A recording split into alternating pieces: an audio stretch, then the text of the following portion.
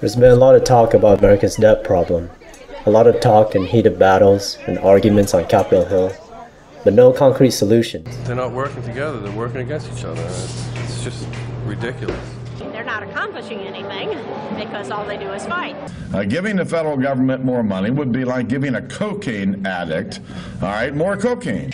There's not one red cent coming from America's wealthiest families while we're willing to cut Title I education for the poorest children in America. The biggest single threat to our economy is not Europe's instability or China's monetary policy or anything else.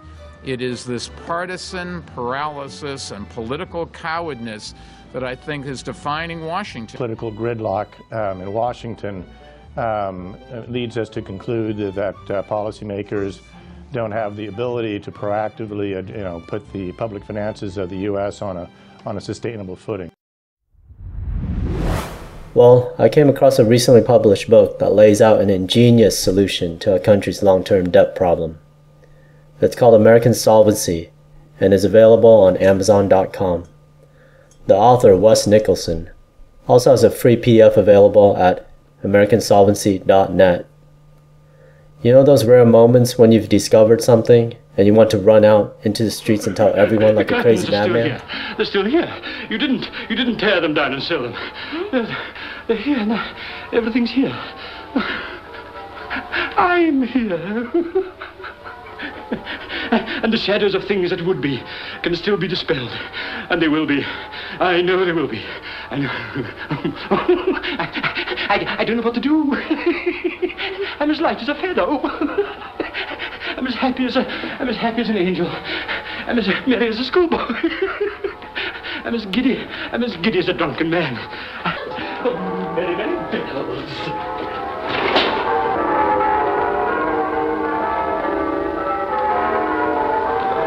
Beautiful morning. That's pretty much how I felt when I finished reading American Solvency. Everyone remotely involved in politics in any way or who are concerned about America's fiscal situation needs to read this book because it has the answers to our long-term debt problem. The solution is a constitutional amendment called the Solvency Amendment, which is nonpartisan and focuses strictly on modest changes to our budgeting procedure. An ingenious, elegant solution to me is a minor change or addition that makes all the difference, and that's what this Solvency Amendment is to our fiscal problem. It makes very minor changes to how Washington goes about its budgeting process, but in so doing has potential to make a long-term change to the culture of Washington as it relates to our debt issues. So yeah, it's a big deal. That's why I think it's a must-read, especially for those on Capitol Hill. But this is a book that must be read all the way through to the very end, especially since it is an issue that carries with it a great deal of partisan baggage. Being quote-unquote liberally bent, my experience reading this book is that I felt it was an idea that favored fiscal conservatives until I reached the very end of the book.